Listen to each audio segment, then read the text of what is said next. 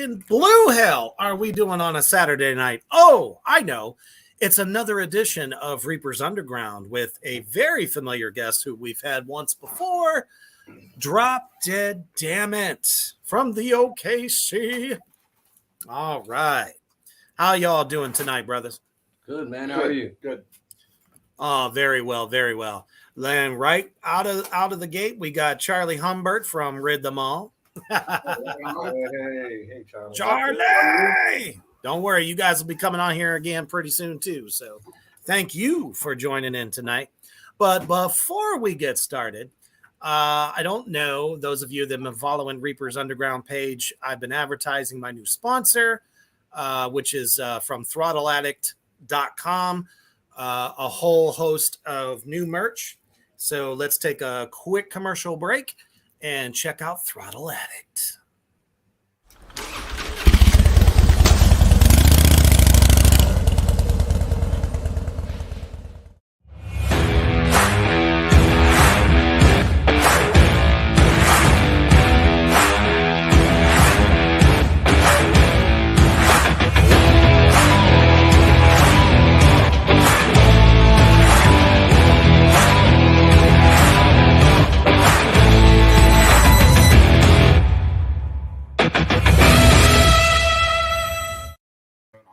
That's right. Whether you're riding high and mighty with the devil or you just like to put two tires down on the ground, throttleaddict.com has now become much more than just motorcycle enthusiast, but actual apparel.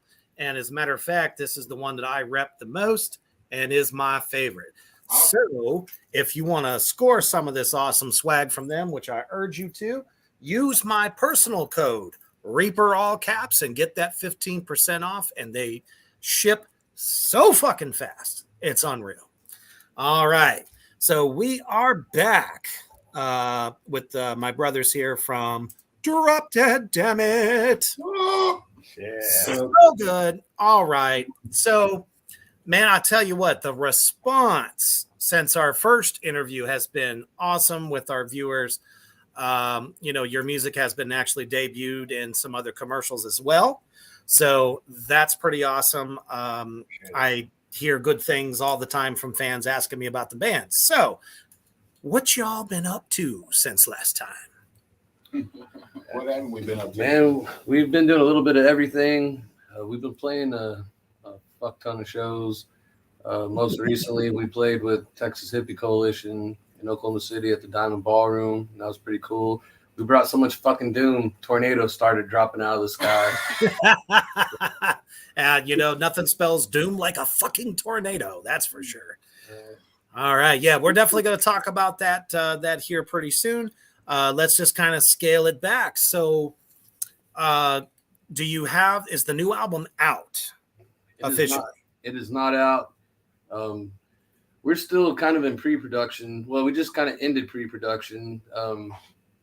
Right now, we're just kind of trying to think of when we want to go in and lay it all down. We're trying to finalize some of the songs.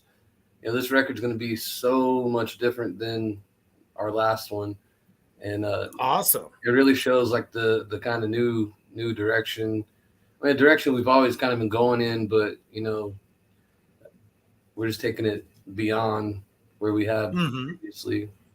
Well, as many times as I've always said it, if you're not growing as a band, your music's not really, getting better or just stays stagnant. So, up in the ante and, trying new stuff. I mean, it's what keeps you fresh, relevant. Now, are you still basically horror punk style? We've never really been. I mean, we have some of that in our stuff. I come from that kind of background. I was in a real popular horror punk band like 20 years ago.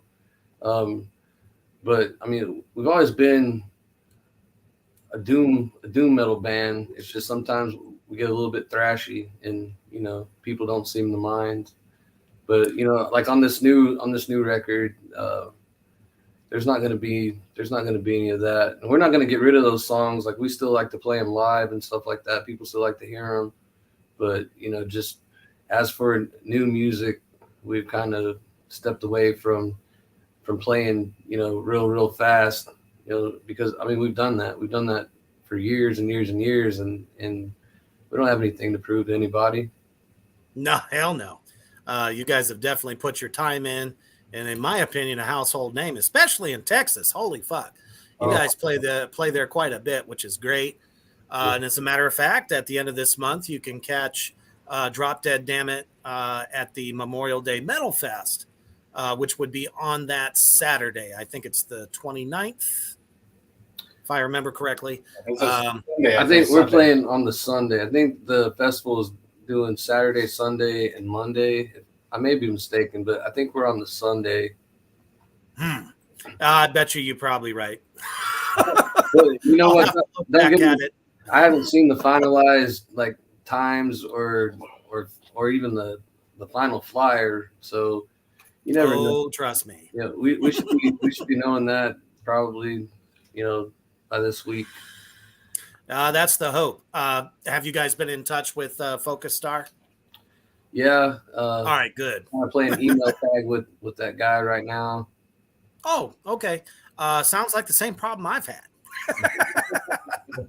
It's like, what the fuck? Yeah. Give me an answer. It's not that hard.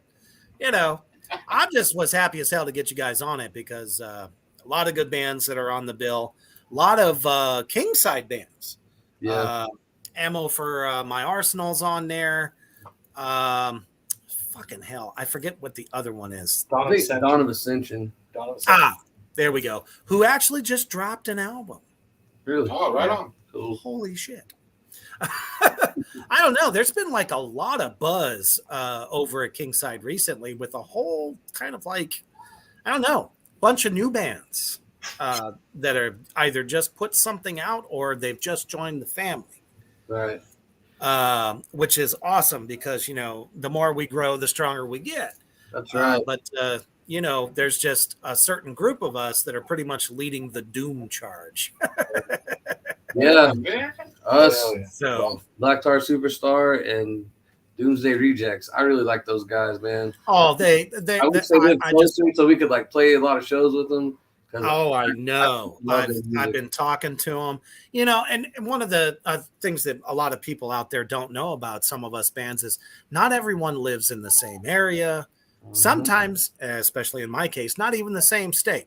Right. So, it's hard to get to certain regions that fans are always like, oh, man, you should come here and, play with these guys or blah, blah, blah. And we're like, well, there's a lot of planning. Yeah, it's like a logistical nightmare to travel across country. The days of getting in a van and just hitting the road all the time, like when I was younger, those days are over. Especially like everything, gas prices, fucking inflation, everything is more expensive. And the other thing that I noticed during this pandemic bullshit is that now that everything is opened up, people haven't started going back to shows yet. I think they got so used to being able to like access shit on their phones or computers or whatever that they're like, made us lazy. That's for sure. Let's just call it what it is. Yeah, it is. It's fucking bullshit, but it's so convenient to pull shit up on their phones and stuff instead of go like, hey, there's a band playing like 5 blocks from your house. Maybe there's a cover chart. Maybe there's no fucking cover. You could just fucking walk to it. And still, crickets. Right. It's like the only shows that really seem to hit harder, like whenever fucking Slipknot plays, or somebody else like that's quote unquote in their eyes a bigger band, and it's like, okay, so you want to pay $100 fucking to see a band that is so on the way out. They've overstayed their welcome. Yeah. Instead of paying $5 to $10 and see a quality fucking band that is actually going to come down and spend time with you because they appreciate the fact that you're there. Yeah. Man, and also from that pandemic, and I've learned this just booking shows and stuff for some of y'all, and clubs are like, oh, by the way, we've done away with guarantees. I'm like, no guarantee. Yeah. They're like, oh no, we don't do that anymore. I'm like, you got to be fucking kidding me, man.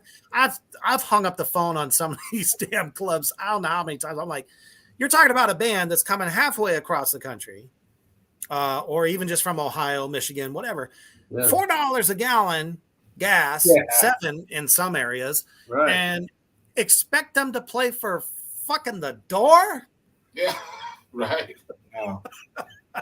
You gotta be, you got me fucked up. I'm sorry. So that's probably been the biggest challenge that I've seen since we last talked. I mean, it is. You know, it it's is a big just the challenge. club owners. Yeah. Yeah. You know, and Have you guys run into some of this? we run into that all the time. And you know, one of the other things is like when it comes to promotion, you know, a lot of venues these days, they're like, oh well, you know, we'll say, yeah, we're gonna have the show here, and then they don't do anything. You know, they won't even fucking put a flyer up. You know, they rely on the bands. And I noticed that a lot when we play like out of state. You know, we get there and I'm like, well, what kind of promotion was done? Because I haven't seen shit on any kind of, you know, internet. You know, I haven't seen nothing. They're like, oh no, the bands do it. You know, Well, not everything has to guaranteed. be in our fucking lap. You know what I mean? You know, between myself and Kingside, I mean, anytime you guys have a show, we repost it like all the time, and we're just pushing it. And I, you know, one of the things that I see that works is changing up some of the hashtags that you put on some of the shit, and it ends up reaching a wider spectrum of people.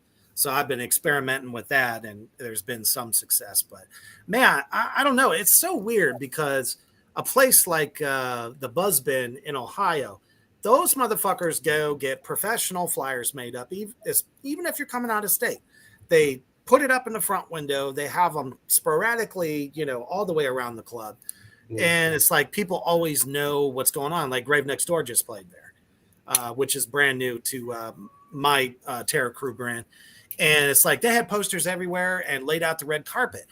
And that's one of the smallest clubs in Ohio.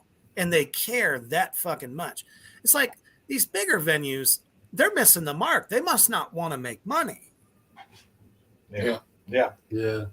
I mean, are you fine, you know, making $500 at the bar and that's it? Fuck that. That wouldn't even pay a light bill. Yeah. Seriously, it's not going to pay the fucking trash and sewer. You got to be fucking kidding me. You know, and we're the ones on the front lines trying to scrape and grab every fucking show we can possibly get. And it's like, oh, well, we never heard of you. Oh, okay. Well, you know, go to our social medias. That's why we have link trees and all that shit. It's like, I just don't get it. So, you know, it's a weird fucking time. It's a weird time, you know, in the world in general, and also, you know, in this industry.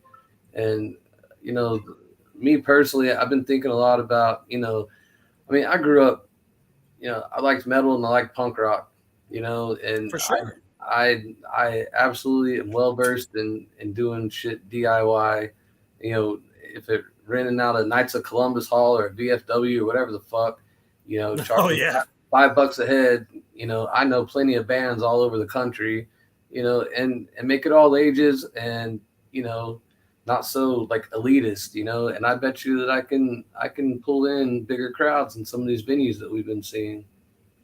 Oh man, I believe it. They're missing the mark. You know, if there's like, let's say a 16, 17, 18-year-old kid that wants to come with their dad to check out a band, why not? If they're accompanied by an adult, let them into the venue. Those are the people that spend money on fucking merch. Yeah.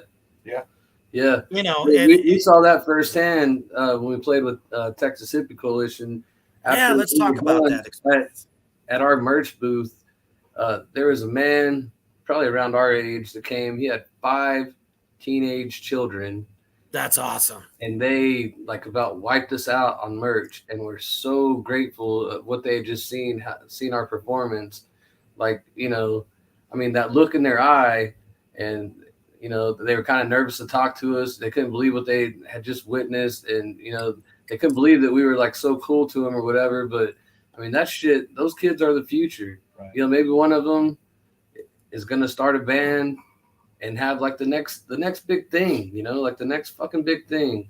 And Absolutely. It's like you go to see, let's say Uncle Acid and the Deadbeats, or, the Sword, or somebody like that. yeah, No one is at the merch booth. They don't talk to you. They hang out backstage, probably get fucking drunk or whatever the fuck. right.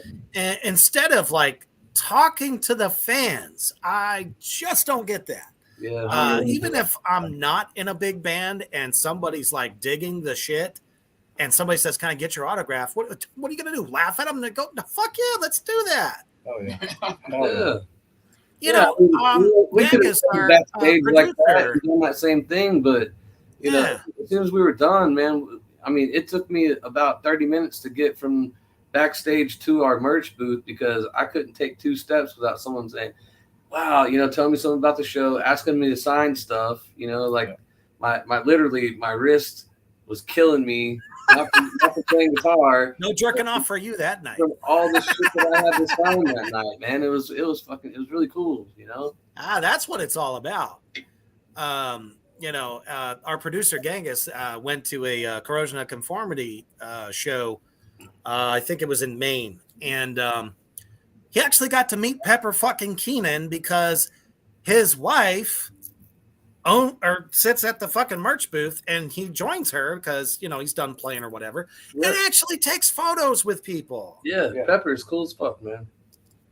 Why can't everyone be like that? Right? I just don't get it. Because everybody a lot of these guys that I've seen and even met, they got that fucking Van Halen syndrome. It's one thing if you're in a band like I mean, I wouldn't judge Pepper if he was that way because he's fucking Pepper Keenan. Well, yeah, he's done his time, but some of these will get to some town and they're like the big fish in the spit puddle local band. I always tell these guys like, oh fuck, they must be Van Halen. They have that Van Halen syndrome, like they're fucking everybody. But us, we're from the fucking South, and I grew up in Texas. I grew up around Pantera and shit like that. Right. And seeing the golden age of metal. Seeing how Dimebag Darrell was to other bands, to fans, to anybody, just being fucking cool. There's no need. I mean, your fucking music ain't that goddamn good that you have to fucking treat somebody like shit. You know what I mean? Or act like they're some kind of fucking. Most definitely. Right. It's all about ego, man. Yeah. Where's the humility at? Yeah. Whatever happened to you're the reason I eat. So if you like what we're doing and you're spending money, I'm going to meet you somehow. Right. Not fucking picture with you. I'll shake your hand. Exactly. Instead of charging $25 a fucking photo with a pre-printed signature and all that shit. That's the dumbest thing I ever heard of. Now, movie stars, movie people, people like that, horror film industry, I can understand that shit. But even they go to cons to meet the fans. Yeah. That's right. I played a horror convention in Oklahoma City this last week. And I got to hang out with Bill Moseley. I'm so fucking jealous. Oh man, I'll have to show you what he signed for me. It's pretty fucking awesome. My damn. I'm probably gonna cry. But how some of those guys, these big fucking real celebrities in my opinion, because I love horror movies. Fuck yeah. But seeing how they interact with people, and I mean, yeah, they fly to convention, they have some swag, and it costs money for. They do, but they still spend the time. Yeah, they spend the time with the people. They make the eye contact. They make the person feel special. You know what I mean? Like absolutely. You pay for, and I think that's fucking awesome. And I wish that more musicians, could kind of pull their head out of their fucking ass and be that way, remember the reason that, like if you are going to tour, of course you want people to like your music. So fucking tell them that you appreciate them, sign the shit that they want you to sign, sell them your merch, fucking treat them like people. Yeah, and what's really kind of sad that I've seen lately, like just last night, Grave Next Door opened up for Byzantine. They're like Metal Blade legends. Yeah. They're all playing the smallest fucking clubs ever. And it's like, these are amazing fucking bands, but because the rest of the industry just pushes Metallica, fuck you. And, Slipknot and a lot of these other bands, it's like, what happened to those guys? Fucking. Or Anvil, Charlie and Rid Them All, those guys, they have a show coming up with Anvil. Yeah. Fuck yeah. And I'm so fucking happy for those guys, and I'm happy that Anvil's touring, because if you ever seen that fucking documentary, I still remember when they were like the big fucking thing when I was real small, Oh yeah. All my older cousins and brothers and sisters that listen to metal and shit, they loved Anvil. And to what happened, but that's fucking determination. That band has determination, and I'm excited to get to share the stage with those guys. It's like, a lot of the Titans that started, maybe early 2000s, maybe mid 2000s, they got bumped back a lot off of bigger tours, which is fucking stupid. Mm-hmm. Yeah. Because their talent is impeccable and their songs are awesome, and people are still buying their shit. So it's like, they're the ones that should be in the bigger venues and stuff like that. So even more people can come, because, you pack a club up of, maybe 500 people max. It's like, you can't oversell the show. I mean, I'm sure the venue will try to, but it's like, there's a certain number of fans that can't get in just to even see the show. So I'm like, this should tell the industry something, just because they're not so commercial. Let them play the bigger venues. And I was so happy to see that you guys were able to sign a lot of stuff for people, and that they really dug your show, because that was kind of like one of those shows you've recently done that for me was like a turning point for you. Did you actually get to meet and talk to Texas Hippie Coalition? I know their drummer already. Their drummer is in a band from Oklahoma City, actually. Oh, and I kind of am acquaintances with a couple other guys in that band, but they're pretty approachable guys. And now see, that's what I thought. That's what I was hoping to hear. Yeah, a lot of people were asking us, like, well, why would a band like you be on that bill? And we were like, well, why the fuck not? What in the filthy blue fuck? Are you serious? There's a fucking ocean of bikers, obviously, but they're, not to be conceited or anything, but we are aware that we don't sound like any other fucking band. Sure. We get it. We have something original, but to hear people in that camp and fans and people that travel to see them go, man, we see a lot of fucking good bands, but you are a good fucking band. You are different. Hearing that kind of stuff was like, holy shit, we're on the right fucking path, boys. You know what I mean? So, yeah, absolutely. I mean, I would think that they would be like, wow, these guys, great musicians, and they're not trying to sound like us. Right. Yeah. And that's what happens at a lot of these shows. I'll tell you, even a lot of Doom shows, everyone's trying to outdo each other, trying to sound like Sleep. Or Electric Wizard, or, fucking, yeah. Yeah. I mean, it doesn't matter what fucking slap happy name you call yourselves to like it's the Doom thing to do. What is it? Monolith, Mammoth, or you have to have black in your name somewhere. I said Buffalo Wizard. Yep, there you go, Buffalo Wizard. Something fucked up like that. They all try to use it to sell an image instead of the fucking music. You don't want people to, oh, you guys are great. You sound just like. I would rather hear, God damn, you guys sound like nothing I've ever fucking heard, and I love it. Yeah. And that's the biggest compliment that we ever get on shows. Fuck yeah. You know, most definitely. it's real easy to stay committed. Three Witches Entertainment says Acid Buffalo Wizards. Is that a real band name? If not, it should be. You're welcome. Start a fucking band and use it. You're welcome. Or, this Skinny Ass and the Dumb Fucks. I don't know. Something like that. That'd be a great band name. I mean, I get it.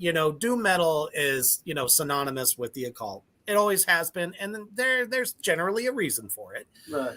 It's just evil kind of music, but it doesn't have to be, 1,000 miles an hour or so slow that you can't even nod your head to it. Right. So it's like, there's various degrees in heaviness. So let's talk about that new album that you guys are working on. So what's kind of the catalyst for the change? Really, I'll be honest with you, is what we're doing is what we have really kind of always set out to do. We said we're going to do, doom metal, but, like you were just saying, the parameters that I set on what I think is doom metal, may not fit with Acid Buffalo, whatever the fuck, it's my own parameters because it's my fucking music, Jizz Jiggler and the Dumbasses. Yeah, and basically, I write the music that I write, not to put it in a box, yeah, or even a genre. I write the music that I write, and if it's good, we keep it. But the biggest thing, like me and John played hardcore punk rock for 1,000 fucking years, and so doing Drop Dead Dammit, I was like, look, man, we've done that shit. We've done that for fucking 20 goddamn years or longer. We don't have to go pay any more fucking dues doing that. Everybody knows. That's how I felt with death metal. I said, let's go do something different. Let's have a band. I'll fucking sing I used to just play guitar. I never would sing, and I've always had this voice, and so we just wanted to do something different. And that's the same thing with this record that we're making is, it's something different. And we're staying true to ourselves and to the vision that we had for this band from out of the gate. And, and if you're not growing, you're doing something fucking wrong. I don't want to make the same record over and over and over for the rest of my fucking life. You know what I mean? Otherwise, you're just recycling. And who the fuck wants that? Or, a lead singer goes off to another band and does something completely fucking different, comes back to the original band, and then suddenly that whole band sounds different because that guy don't write like that no more. It's pitiful. Has anyone else in the band kind of contributed to any of the newer stuff? Maybe lyrics or drum riff or bass riff? We're still trying to finalize stuff. We have about 8 songs right now. That's awesome. But here in the last couple of days, we started trying some stuff that's kind of even different from what we do in Drop Dead Dammit that may end up on this record. And, these two are always encouraged to bring some, like on our first record, and really a real popular song of Drop Dead Dammit is Leather Apron. I'm sure. Oh yeah. With it. One of my personal favorites. John wrote that. Yep. I just wrote the guitar music to it. He had the drum beat. He had the lyrics, and I just I helped him put it together. But I don't have that deal where I'm like, oh, I'm gonna write every song and you're just gonna whatever like that, So it's kind of open like that. And by the time this record's out, I don't know how it's gonna all pan out, but everybody contributes everything. Even though if it's something that I wrote, I give them enough room to put themselves into it. There's a couple of things that I won't bend on. You can ask John. Me and John kind of have to discuss time signatures these days. Is he trying to slip in some 12/8 or some 7/8 or maybe a 3/4 bar? mean, you know, from coming from, you know, like, you know, playing real fucking fast to right, slowing it down, you know, it's kind of an adjustment. It's kind of an adjustment, and you know, for sure. A lot of the songs that we have that we're working on are songs that I had pretty much complete. So I was a drummer and a bass player. So when I write music, I write from all those areas. You know what I mean? Oh yeah, absolutely. So I try to get it to sound like how I had it in my head, and for the most part, it always happens. But you know, a lot of times John will add some shit that I never thought of, and I'm like, holy fuck, you know, it's a good deal. We have a good chemistry. We have a good working relationship that we always have, and I mean, if you don't have a good fucking drummer, you don't have shit. It makes all the difference in the world. Reaper knows. Oh, I do. Especially since I don't know what my current future with Black Tar is going to be. I might become a free agent. So be looking out for that. My services are open out there in the universe. Tell people, man. Always looking to do something new. Actually, I've been talking to the guys from, I don't know if you're familiar with them, Locomotive Gun. Yes. There's a couple of them that I love Locomotive Gun. I'm so glad he moved back to your neck of the woods. Oh man, it was like almost meant to be kind of shit. You guys are now in range where we could play some fucking shows together. I mean, I've been talking to John for like ever since we've been on Kingside, and even when we were on AMG, I'm like, man, I fucking love your goddamn record. It's so fucking awesome because that's just punchy. That's the shit that I fucking came from. You know what I mean? That's what I'm known for. You know, you make it a little bit spookier, and there you go. And it's just fucking heavy and brutal and sounds good, you know, and that would be a good fit. That's my opinion. You heard it here first. Oh, for sure. You know, I brought something different to Black Tar that Black Tar never had. And that was like not only a competent drummer, but somebody who can change style, finesse, and like still put punishing double kick in there and, you know, fills and shit like that. Because most doom bands don't play the way I do. Nope. Or you know, they're all wrist and no foot. You and John definitely have something that most doom drummers don't. You know, they're lacking it. Every young drummer I talk to, I tell them these doom metal drummers sound like John Bonham having a fucking stroke. Oh, like that. Damn it, Genghis, that should be a t-shirt. Get on it, Genghis. Get on it, man. I couldn't say it better than myself, man. That was just beautiful. So fucking true. Yeah. And even as far as like the guitar, you know, everybody's trying to copy Iommi. Yeah.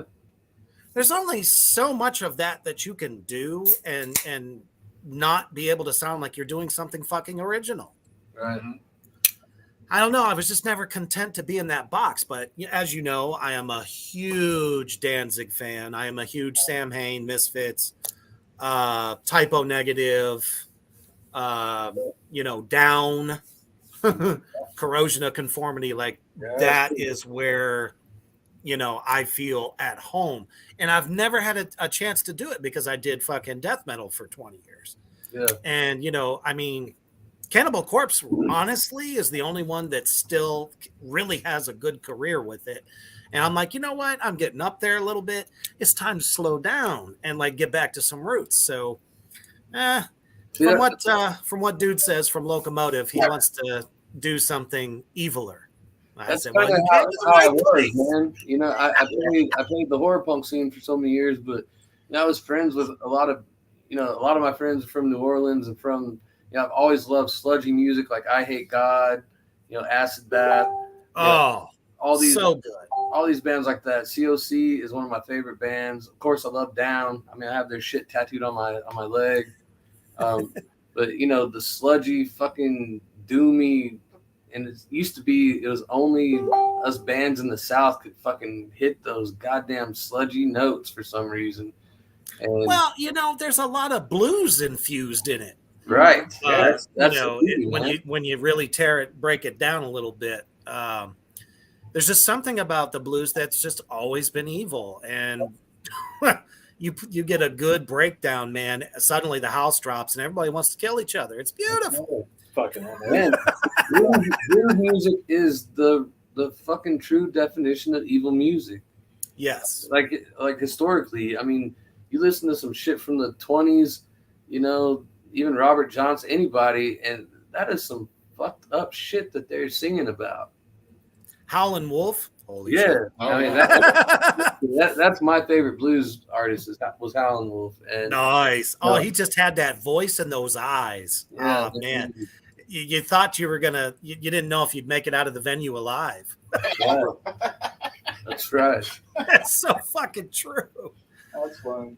All right. Well, before we get back on to our next tidbits, we're going to have to take a quick commercial break to one of the most awesome sponsors that we have here at Three Witches Entertainment at Dazea's Creep Shop. Check out the new shit.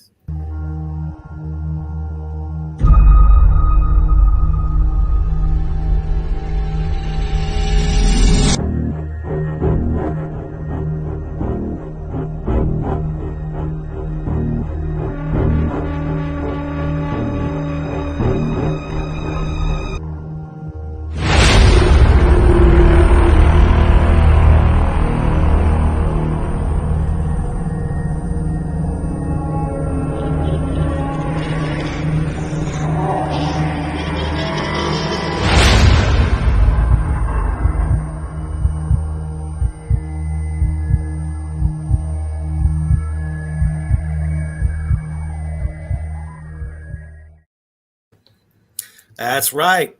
Dazea's Creep Shop at Etsy.com has upped her game unimaginably. From her t-shirts to the wonderful satanic joggers that she now has, and I love them so much. And not to mention, she's really, you know, on the collectible side of things, really got darker. And if you're a horror fan, what's that? You need to put me in touch with her. Oh, absolutely. She's very approachable on Instagram. That's Dazea's Creep Shop.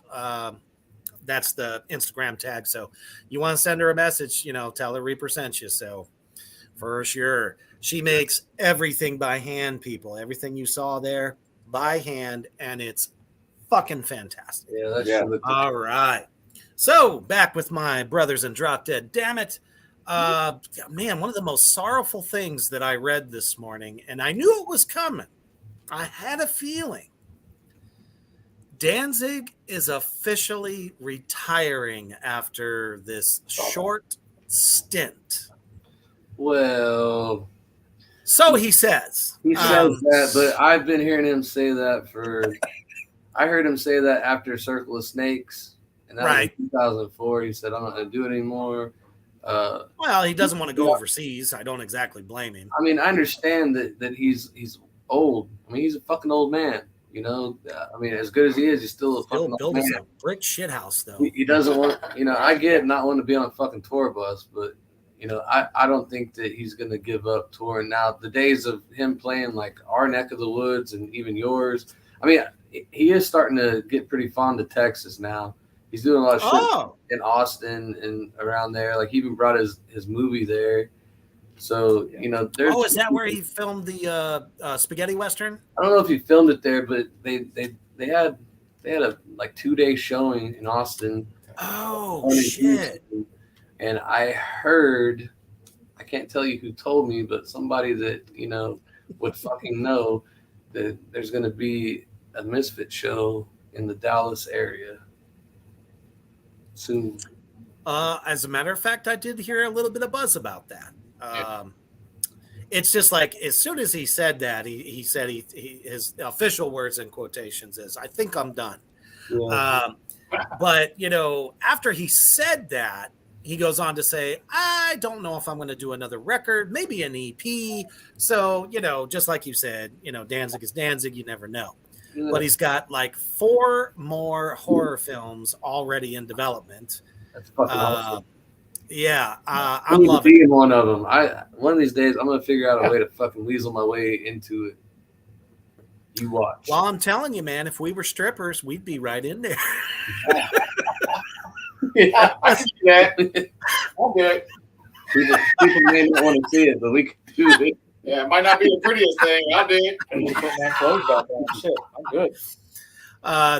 There's a friend of mine called Malice McCoon on Instagram, and she got the only way she got into the one scene in Danzig's first film was because they shot it inside of a club called the Cheetah Hut or something like that. Some fucking, whatever the Cheetah House, whatever the fuck, pussy liquors, whatever, So, and that was they just happened to be fucking filming it there.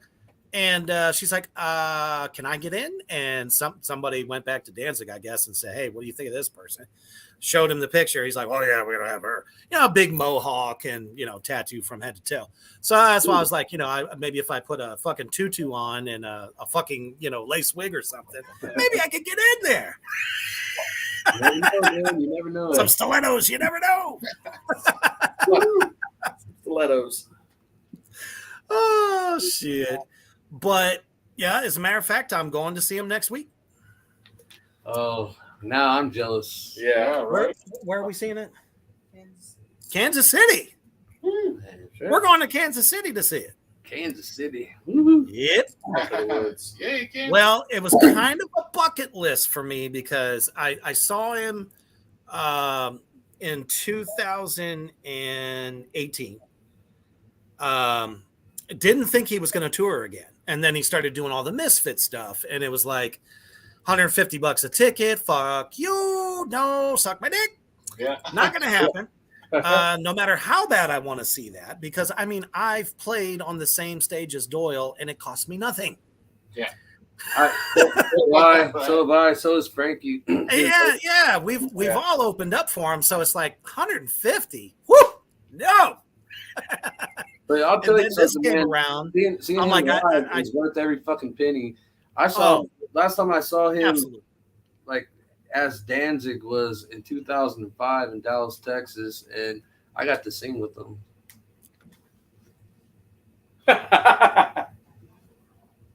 And my heart just shattered. God damn it. How How did you pull that one off? Well, I guess I was singing along with his shit, and I was at the rail, and he heard my voice, and the next thing I know, there's an arm coming up and pulls me up out of the fucking crowd. And what the fuck? I got this was before Steve Zing came back to the band playing bass. Yeah. But I got free beer. I got to fucking shake hands with Johnny Kelly because that was his first tour with oh my God, Danzig. And Danzig gave me his big ass giant bottle of fucking Avion and kind of gave me a half hug. That was fucking cool. I was like, fuck it, I can die now. Fuck you all. The satanic Elvis gave you a half hug. Yeah. I bet you didn't bathe for like the next 2 months after that one or wash the shirt because God damn it. I come from the old punk rock days. Of course I didn't fucking bathe. For sure. That's the only thing I'm kind of sad about this show is that Johnny Kelly's not playing drums for him. Because he's currently touring with Quiet Riot. Down with Quiet Riot, and it's such a small place. There's not going to be hardly anybody there. I bet it's at a fucking Indian casino. And I'm Indian. Where all rock stars go to die. Yeah, I'm gonna go get my picture taken with Johnny Kelly. You got to. Yeah, it's like literally drive across town to go see Johnny Kelly. I'm gonna fucking do it. It surprised the shit out of me. Yeah. I couldn't fucking believe it that's where he decided to go. Because he was playing with a pale horse named Death, which I just fucking love the hell out of them. They're a great fucking band, dude. Oh, man. I was like, almost like the torch from Typo just shifted right over there. And that last record, Yeah. Genghis played me one of the tracks off there. I think it's called I See the Dead All the Time or something like that. Had a big video for it and everything. I was like, you fucking what? So I went back and listened to like all the discography and I was like, holy fucking shit. I've been missing the fucking boat on this one. But yeah, man, for sure. Fuck. Get a drumstick. Something.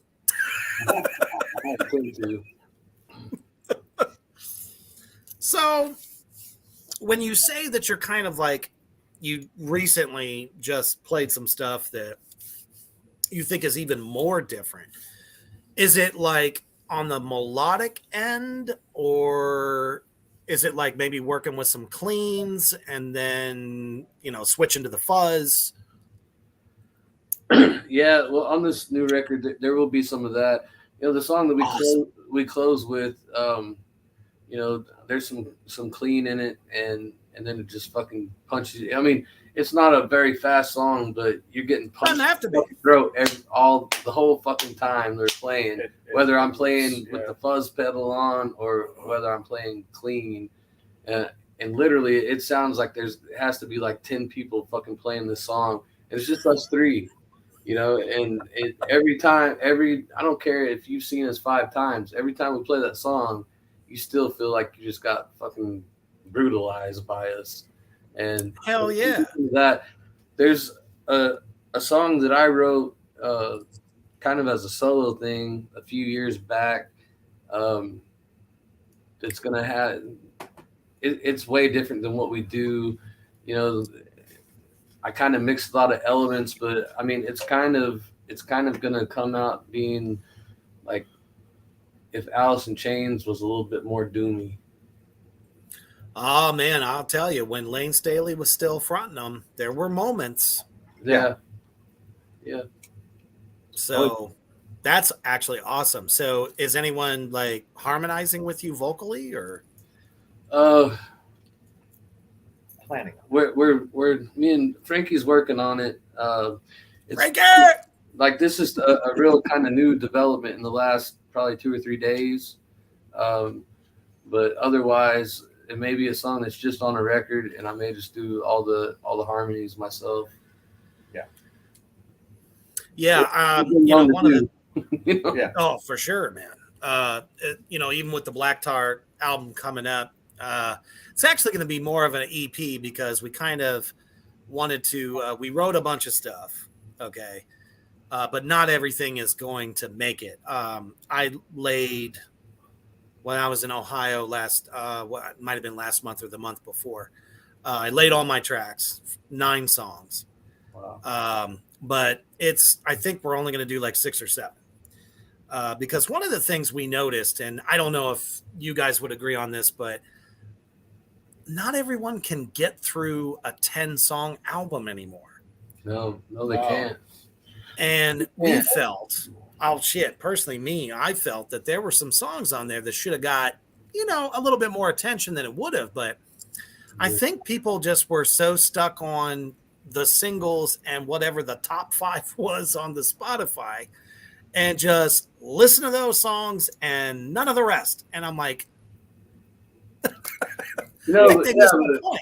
Reaper, that's what it goes back to. What I was kind of touching on at the beginning of this is, technology and even this pandemic, it's making everybody's fucking attention span like the size of a goddamn gnat. Like I mean, this record has 6 songs on it, and I mean they move pretty quick. They take you on a ride, you know what I mean? For sure. The record you guys put out, the Black Flame, took you for a ride. It was a great fucking record in my opinion. And appreciate it. I mean, I still jam it, but I've been noticing that, and I hear everyone say, well, if you're not putting out singles constantly on Spotify, how are you going to fucking make it? Well, oh my God, I'm going to lose sleep over fucking like 3 millionths of a goddamn penny. You know what I mean? I get it. I do. If you drop a single, I don't know, 2 months, maybe 3, just to give them something, so that they, as you said, people lose interest very easily if all you did was put out that album and you're riding it out like every professional band is supposed to. You're supposed to tour in support of it. Yeah. There's a reason for that. It's the best way to get crowds all over the country, to get down with it. And how are you going to do that on a single is my question. Yeah. I think it only works for hip hop people. Yeah. Some of the other bands, like, I don't know, maybe like Ice Nine Kills. I mean, you saw Rammstein just fucking did it. 3 times. Well, no, was it 3 times or twice? 3 times. They dropped 3 individual singles in succession before the new album just dropped about a week or 2 ago. And it hyped people up and they ate it up. Now, whether or not they listen to the rest of the record, which they should because it fucking rules, but how do we know if they actually do? Yeah. Yeah. We don't. So, and that's the kind of the chance that we take. Right. It's like extremely hard to stay relevant this day of age.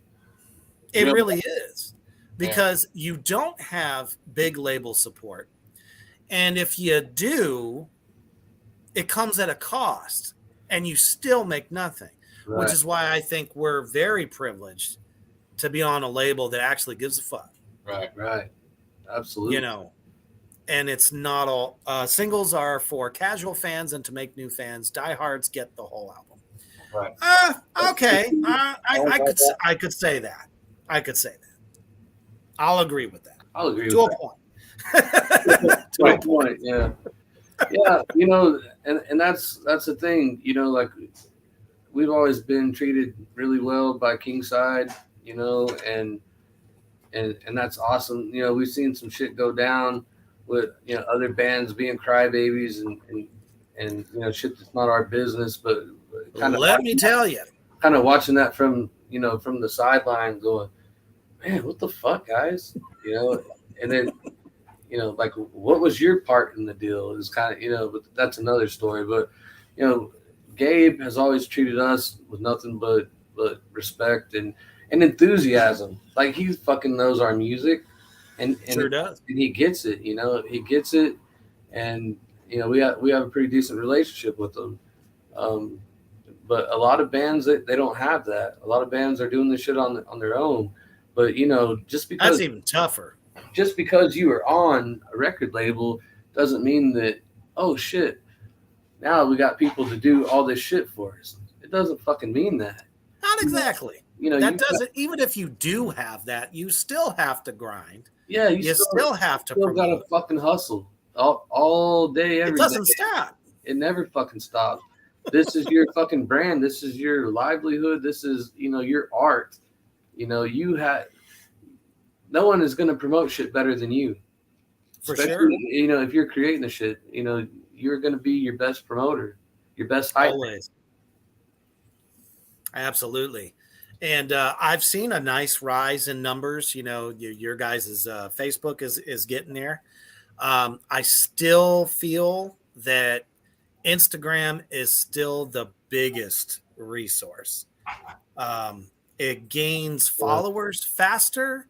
And it almost seems like, I don't know if you guys have noticed this, but Facebook has fucked up the algorithm so bad that a lot of time when you put stuff out, it doesn't get as much reach as it should.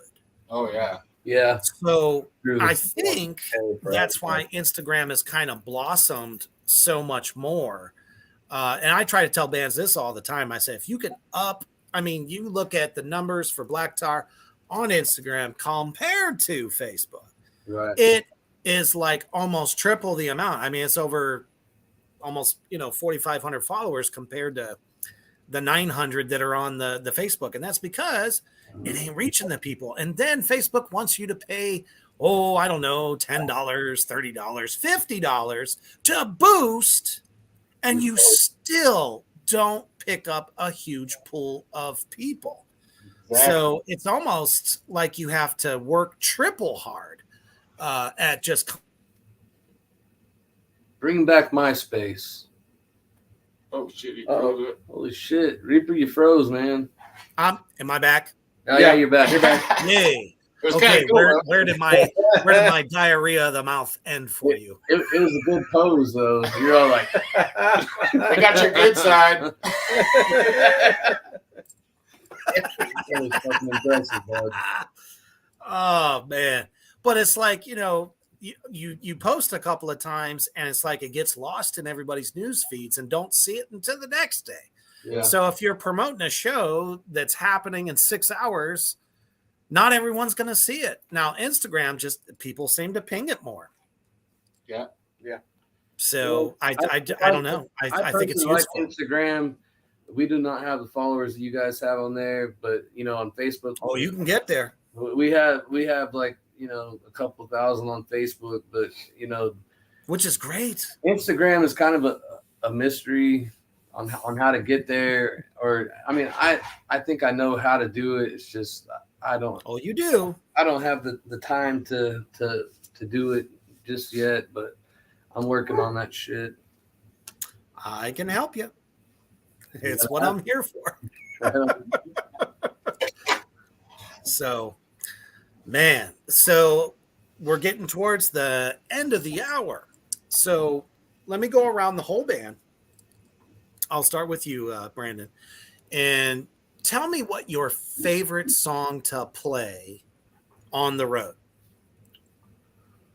Oh, my favorite song to play on the road would have to be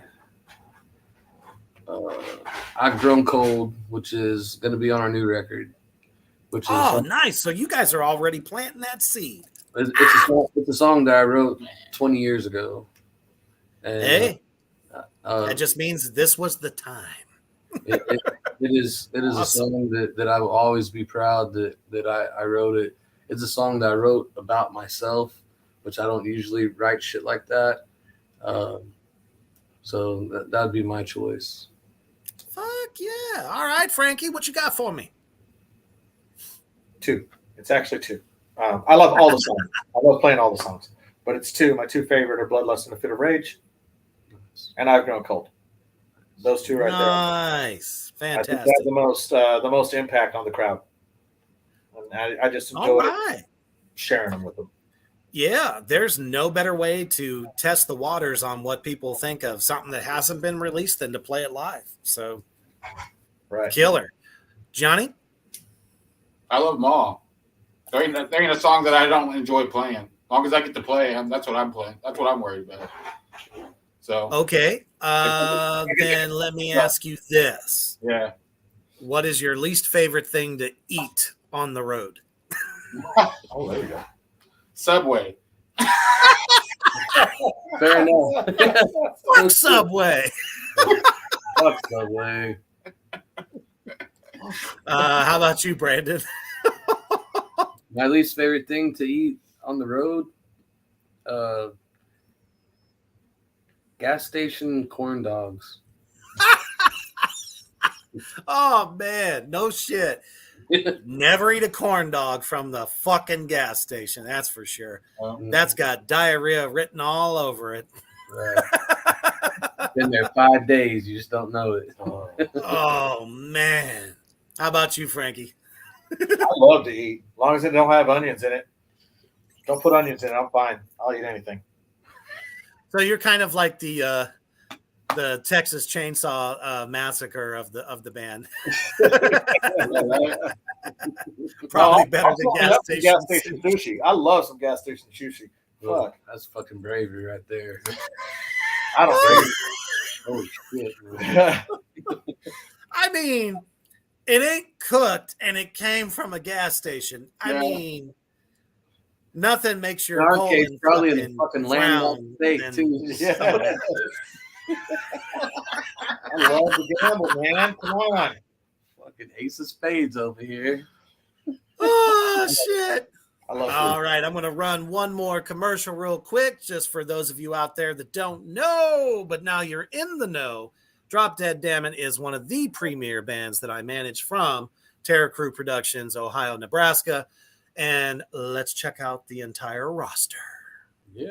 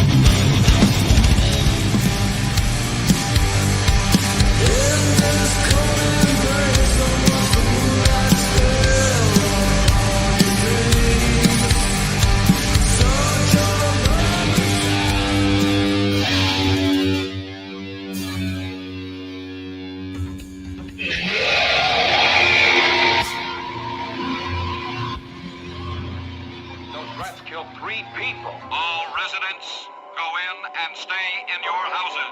Drive the rats in the tank area.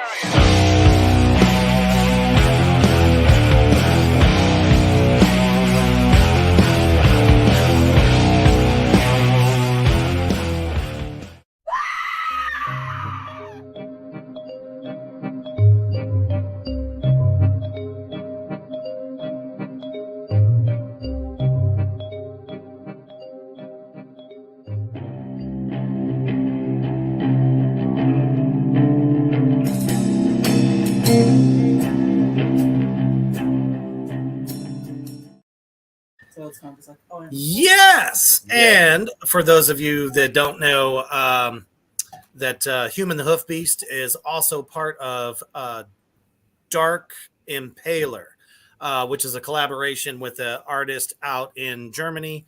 And they have a new album dropping very soon. So stay glued for that.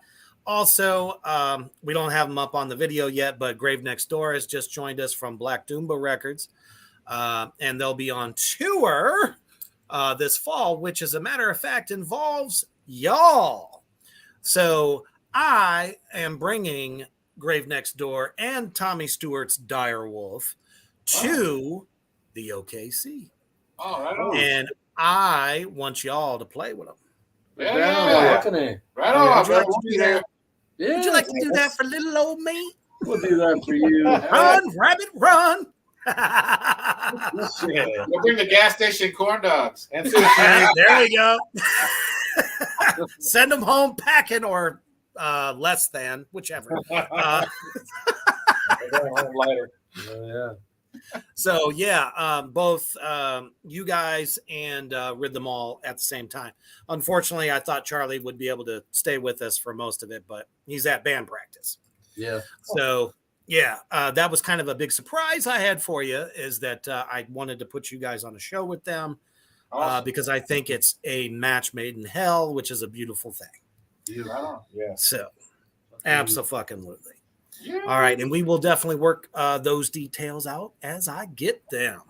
All right. So, final thoughts of what you would like to say for your fans and possibly some new fans you've made tonight. Hey, I will tell you something. Drop us a line. dropdeaddammit@gmail.com. You know, we have merch. We're in the process of setting up some online shit, but you know, we have t-shirts. We'll have new t-shirts soon. We're working on some new designs. We have some badass patches. I still need one of those motherfuckers. Well, you email me your address and I got you. We got stickers. And anywhere you buy music, buy our record, our debut on Kingside. It's our self-titled. There are fucking 6 songs that will just kick you right in the teeth. I guarantee it. And in the meantime, if you see us coming to your town, come experience the fucking magic. You know, come see what we're about. Come shake our hand. Come have a beer with us, whatever. You know, support music. If you like our fucking music, let us fucking know. Give us a follow on Instagram, Facebook, wherever. Support all the bands on our label. That's my 2 cents. Anyone else? Oh yeah, man. Don't be afraid, man. We're like one of the most approachable bands ever. We love to sit there and talk, and we'll sign anything, and Anything. you know, just come and see us, and we'll make it worth your while. Absolutely. That sounded kind of creepy. It did kind of sound a little creepy. You know, a little backstage hanky panky. Your moms and your aunties.